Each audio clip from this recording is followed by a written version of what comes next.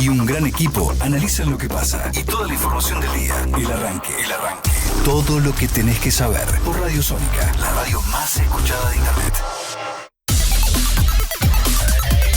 Bueno, son las 11:15 de la mañana. Como te adelantaba en el bloque anterior, nos vino a visitar Claudio Lozano, que es economista, fue diputado nacional, también fue exdirector del Banco Nación, presidente nacional de Unidad Popular, coordinador del Instituto de Pensamiento y Políticas Públicas.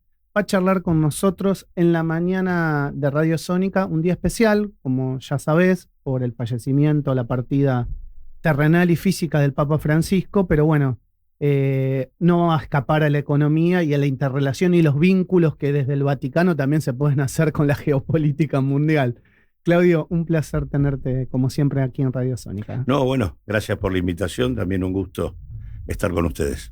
Bueno, ¿qué se te viene a la cabeza, digamos, en un día tan especial como lo que estamos viviendo, ¿no? Para nosotros los argentinos era el Papa argentino. Bueno, miles de cosas, porque la verdad que lo conocí, tuve mucho intercambio con él previo a su viaje al Vaticano.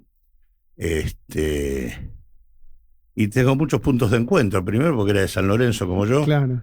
Un primer dato fundamental. Segundo, porque también de Flores. Claro. Eso nos unía. Pero también tuve la suerte de que me acompañara en una audiencia pública que yo convoqué en el Parlamento en su momento, poco antes de que él terminara siendo ungido como Papa, en donde nosotros veníamos batallando desde hacía mucho tiempo por el tema de la asignación universal por hijo, y él me sorprendió que viniera directamente a participar de la audiencia. Qué ¿no? bueno. Y también eras diputado cuando a él lo habían nombrado Papa. Y también era diputado, y lo que ocurrió en ese momento, cuando se supo, estábamos en sesión, mostró lo imprevisible que era lo que terminó pasando con Bergoglio, luego Francisco. Porque en esas cosas de las diferencias o los quiebres que muchas veces existen en la política argentina, a veces se pierde la dimensión de las cosas, de las personas. La magnitud de las cosas, ¿no? de los eventos. Claro, y de repente Bergoglio había quedado ubicado en un lugar de conflicto con el kirchnerismo en aquel momento, en el marco de lo que era la Iglesia y la relación también con el gobierno kirchnerista de Cristina en ese momento.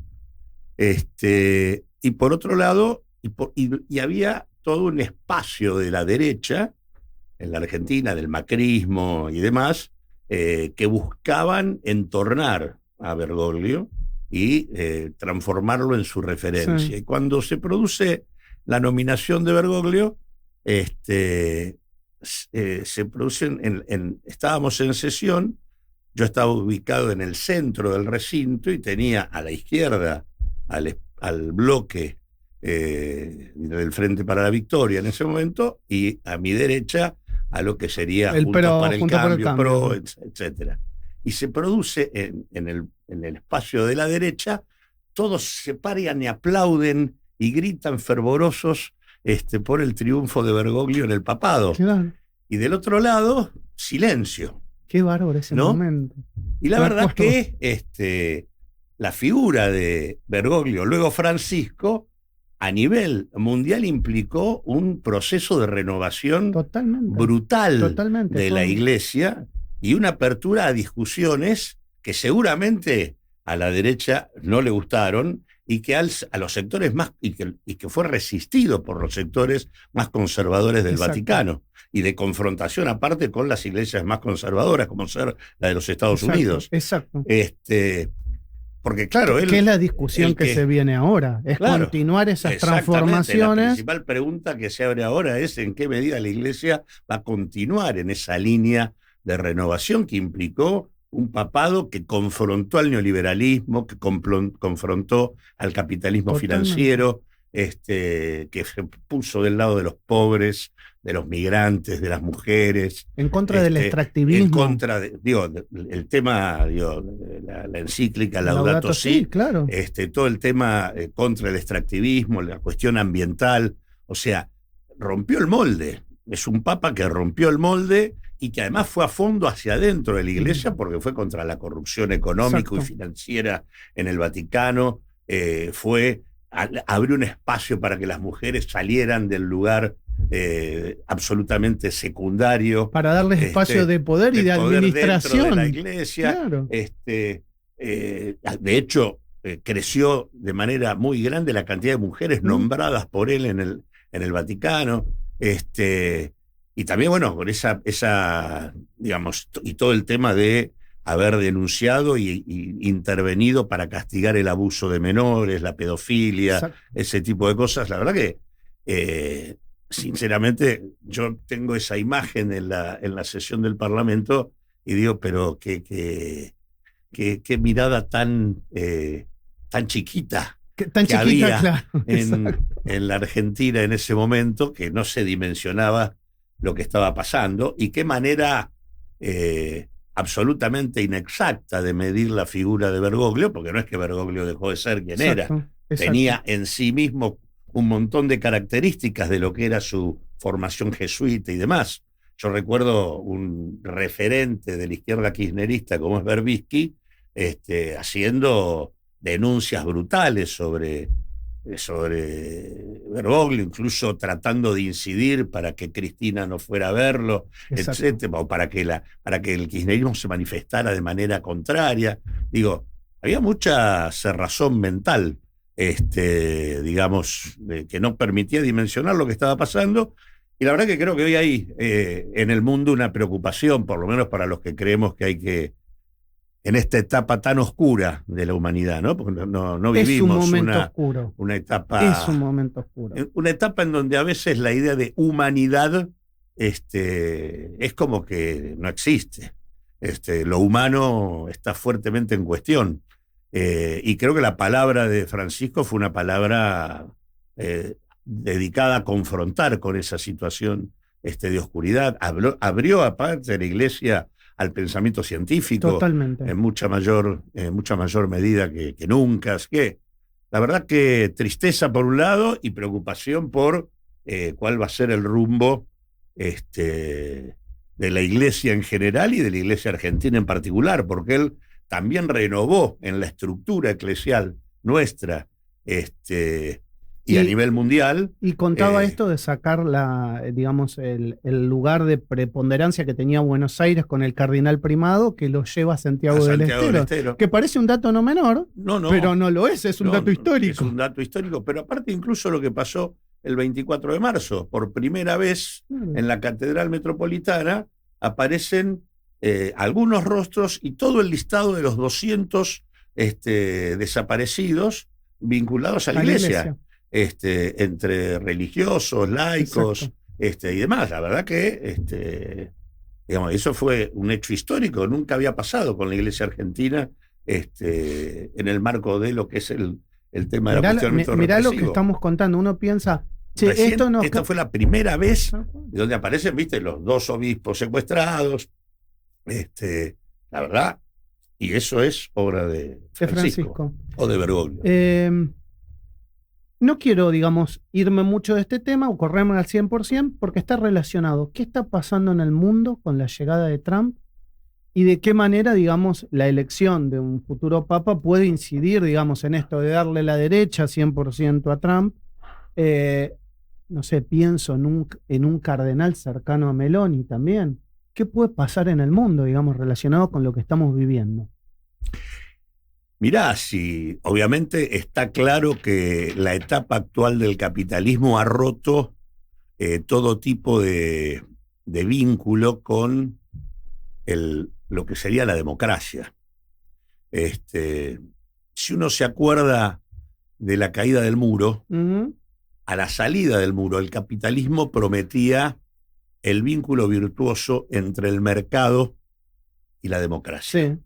Algunos no creíamos en eso, entendíamos que el capitalismo tiene una lógica de funcionamiento que va deglutiendo el proceso democrático, confronta con las mayorías y para poder consolidarse necesita destruir la capacidad que las instituciones tienen para mejorar la vida de la gente.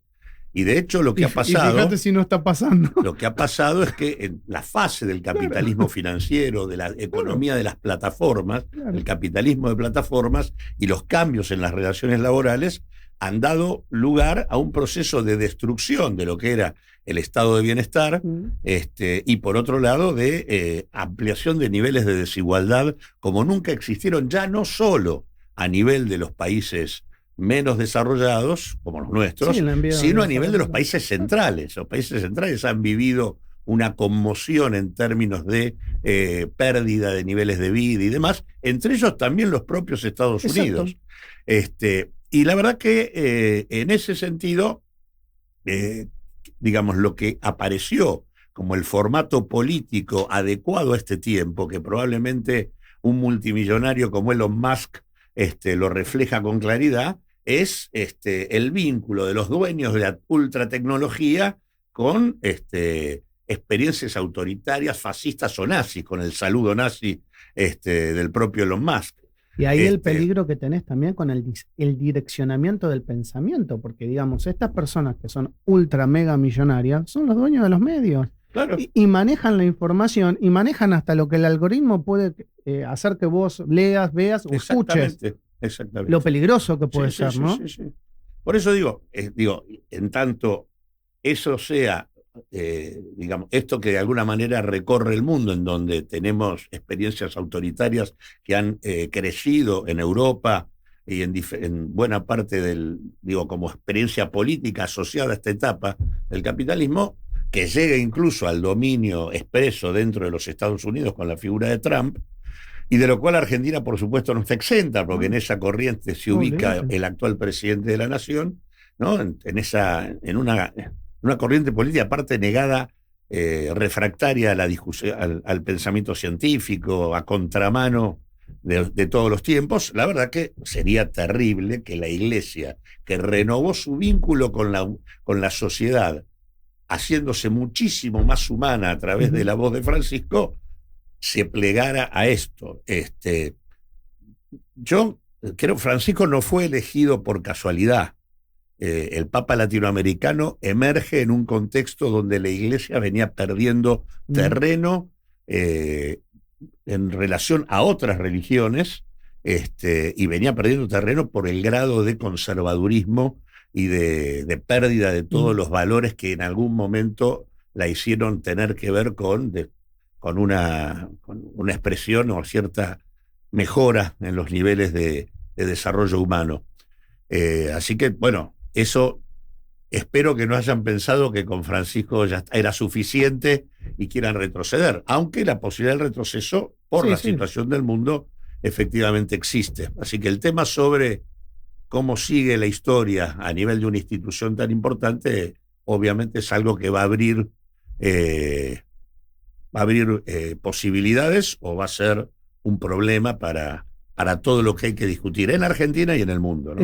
Hablando de esto, y recién lo tocamos al pasar, ¿quién es Milei en el mundo? Milei es el que nos muestran los medios de comunicación internacional, el gran presidente latinoamericano que viene a transformar, que viene a hacer una revolución.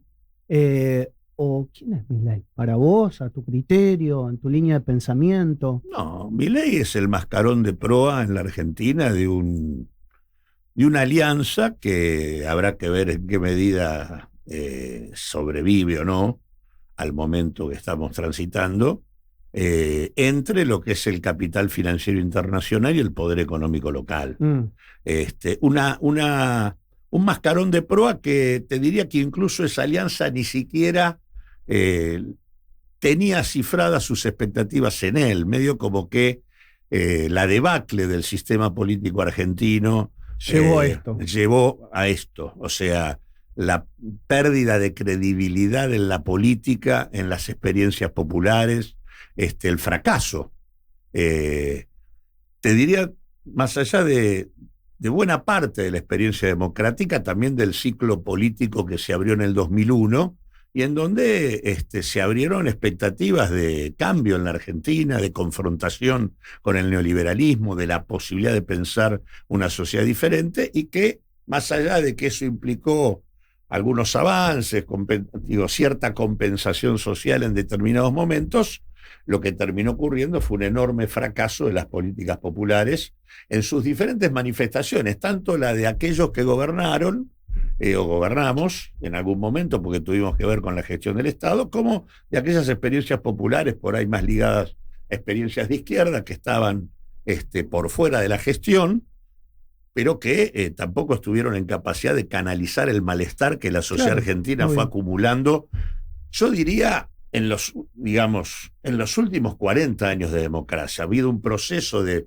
vaciamiento de la institucionalidad democrática, en donde un conjunto de derechos muy importantes que se recuperaron en lo formal no se tradujeron en términos de el bienestar general. En bienestar general. Claro. O sea, en bienestar concreto. O sea, digamos, los derechos aparecían vacíos. Entonces, cuando aparecía un discurso, de hecho, un discurso sobre un Estado que te venía a garantizar una serie de cosas, al mismo tiempo el conjunto de la sociedad percibía un Estado impotente, que era incapaz de resolver la problemática de un 140 o 200% yo me acuerdo, de inflación. A rigor de verdad, me acuerdo que todo lo que estás diciendo, vos lo criticaste desde adentro. Ah, sí. O sea, claro, vos decías, yo estoy en este lugar, soy director de uno de los bancos más importantes de la Argentina, pero tengo que criticar desde adentro que las herramientas que yo tengo para poder hacer que la gente viva mejor o hacer llegar esto a la gente, no llega. Bueno, fui protagonista de una de las frustraciones más claras y evidentes de estrategias populares que no tenían ni claro a dónde ir, y al mismo tiempo planteando dudas respecto a la voluntad de ir en esa dirección. Está claro que las perspectivas populares necesitan de niveles de confrontación con el poder. Uh-huh. Lo que decíamos, Francisco confrontó con el poder adentro de la iglesia y confrontó con poderes a nivel mundial. Exacto. No fue una voz bienvenida por los poderosos del mundo. Exacto. Bueno, a mí me tocó protagonizar el caso Vicentín. Me acuerdo. Desde el Banco Nación. Claro. Y la verdad que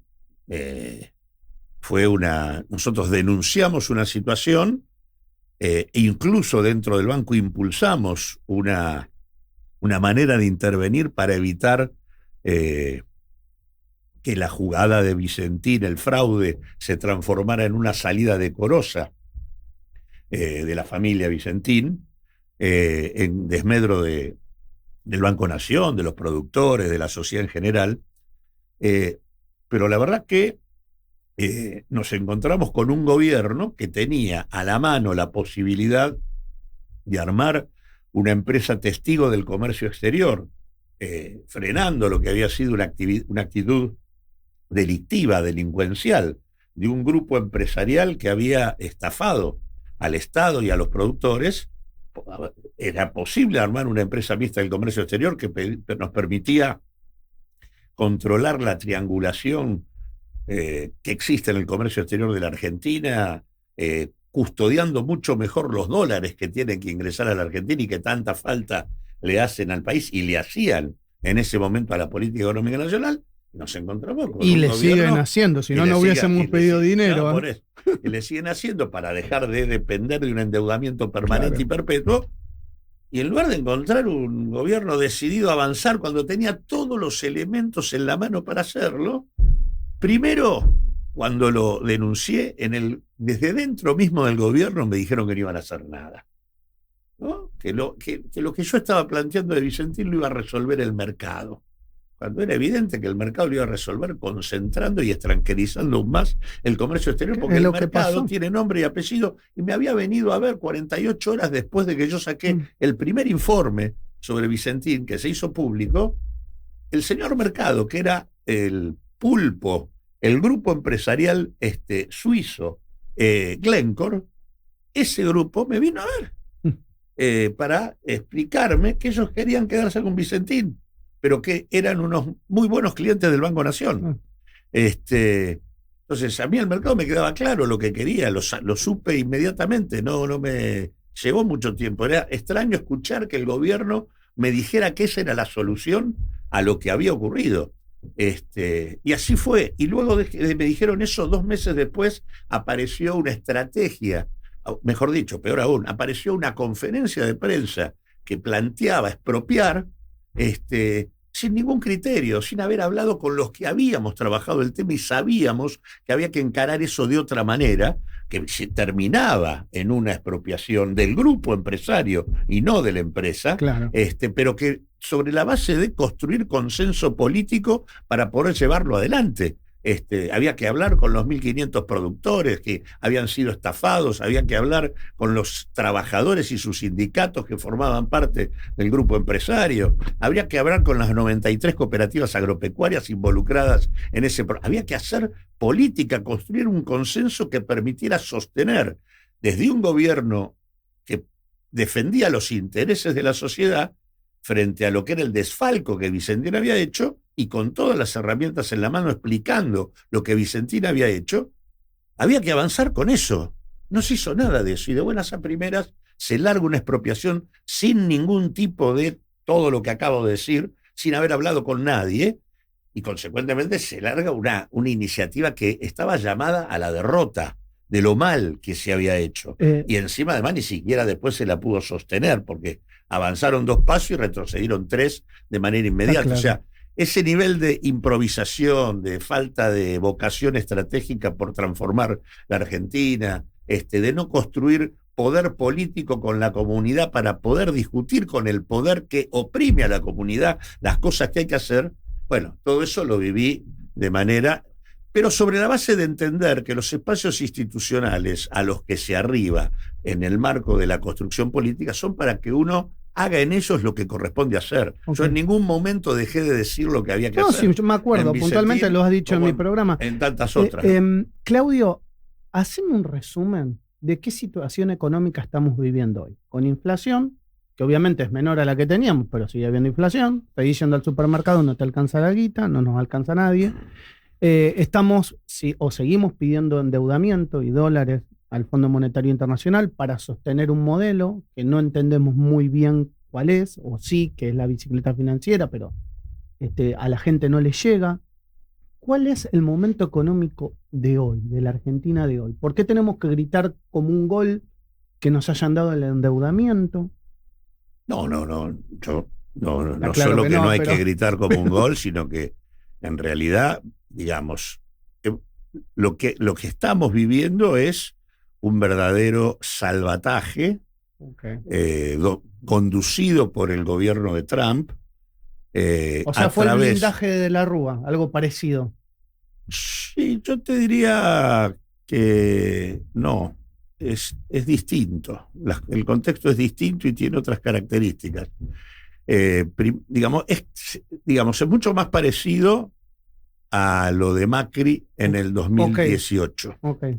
Es una estrategia del gobierno norteamericano a través del fondo y los organismos multilaterales que le dan 42.000 millones de dólares a la Argentina.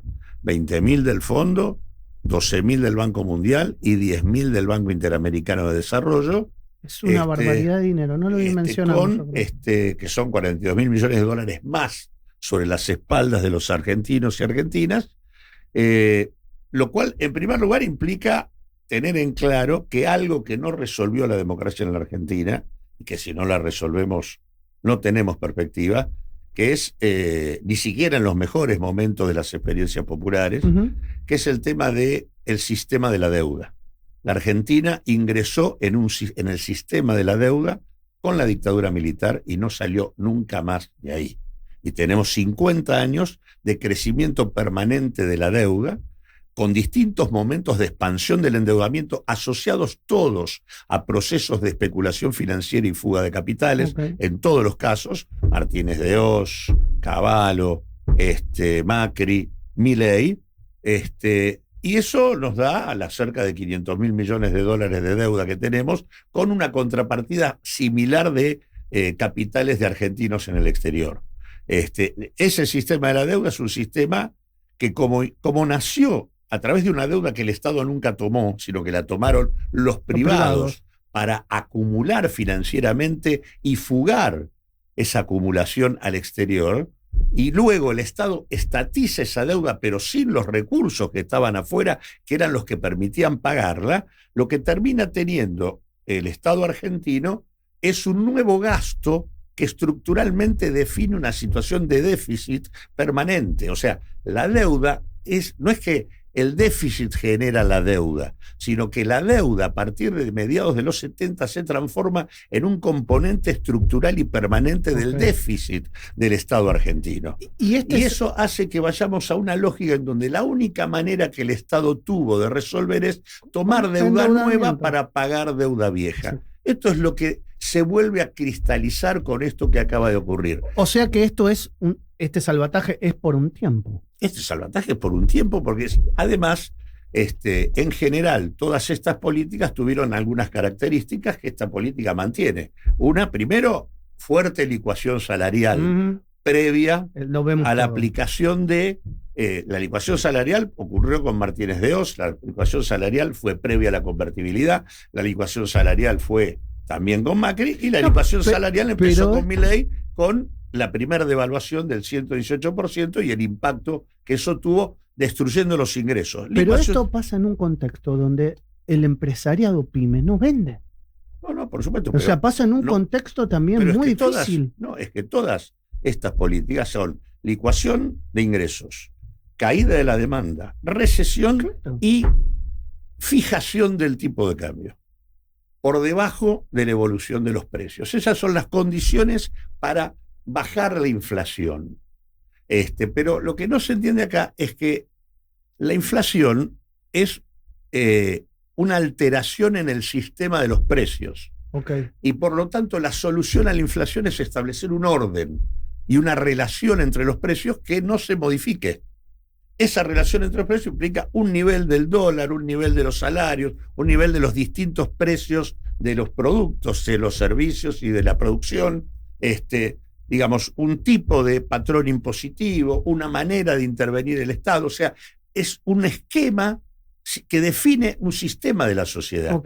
Estos señores, el orden que establecen para bajar la inflación en pesos produce inmediatamente una contrapartida que es inflación en dólares. La Argentina tuvo desinflación en pesos con inflación en dólares. Al producirse la inflación en dólares, el resultado es que se te desacomoda toda la economía porque lo que ingresa del exterior desplaza producción local. Vos tenés unas 13.000 empresas menos que las que tenías cuando empezó Milei, dominantemente pequeños y medianos empresarios. Esto te aumenta la concentración de la economía. Y al mismo tiempo esto impacta negativamente en el balance de dólares que la economía genera.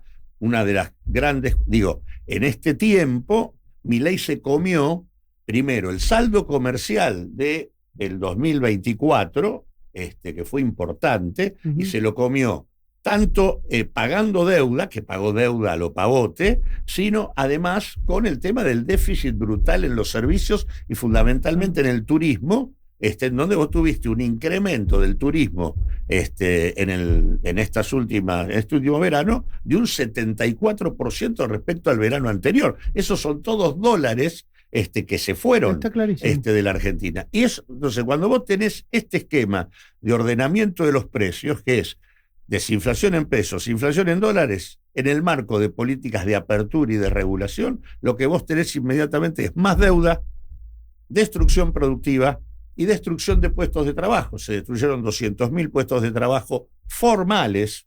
Imagínate los informales.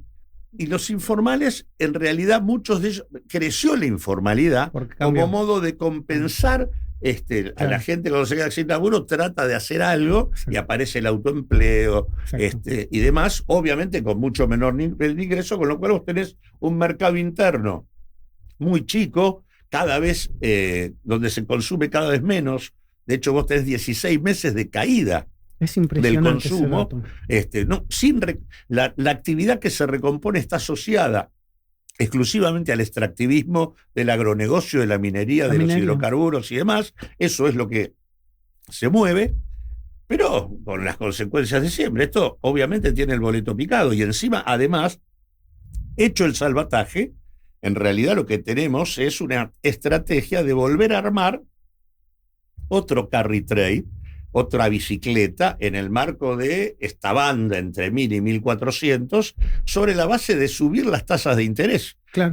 Con lo cual, vos lo que tenés es un movimiento de los precios que ya empezó antes del salvataje financiero, que se va a nutrir también del aumento que se está dando, digamos, seguramente sobre abril y mayo, que donde seguramente se va a ir arriba del 4, la inflación, y con destrucción de los niveles de actividad económica por la suba en la tasa de interés. Claudio. Que además te va a impactar sobre el gasto público, porque la deuda que estaba en el central y que Milei dijo que resolvió, claro, se la pasó al Estado.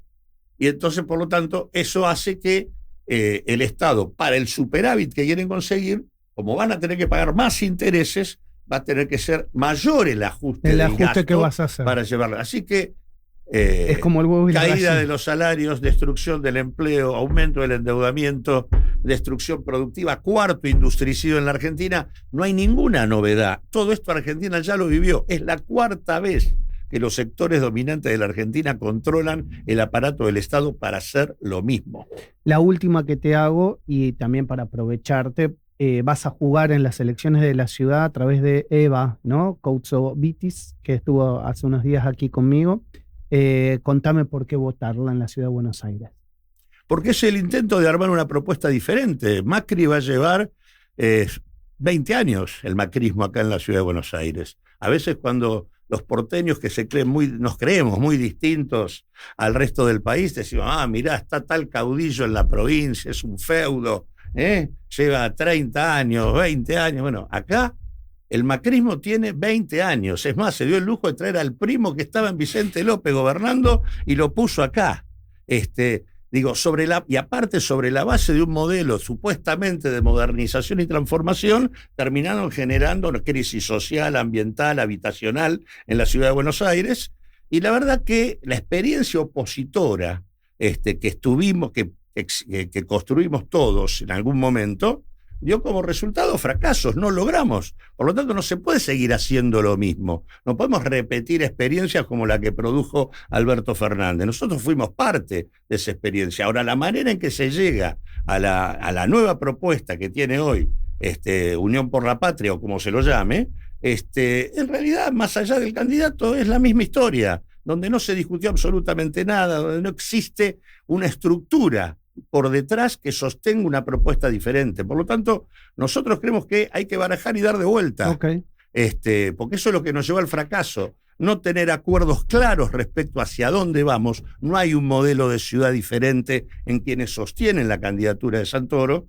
Y al mismo tiempo, no ha habido democracia interna, que es lo que hace falta para poder dirimir. Se suprimieron las PASO cuando podíamos haber discutido democráticamente cuál era el rumbo que había que seguir. Y nosotros tenemos un modelo de democracia participativa, de desarrollo ambiental, de poner en marcha un conjunto de transformaciones importantes que no se han discutido nunca y que tienen que ver con revolucionar la legislatura. La legislatura es un espacio donde buena parte de las fuerzas que ahí están hacen de cuenta que o tienen que ausentarse o tienen que acompañar con el voto o se tienen que abstener.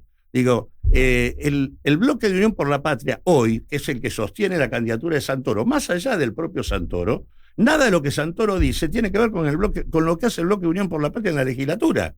Entonces, hablamos todos del problema urbano que existe en la Argentina, pero resulta que Unión por la Patria en la discusión del código urbanístico se abstuvo. Claro.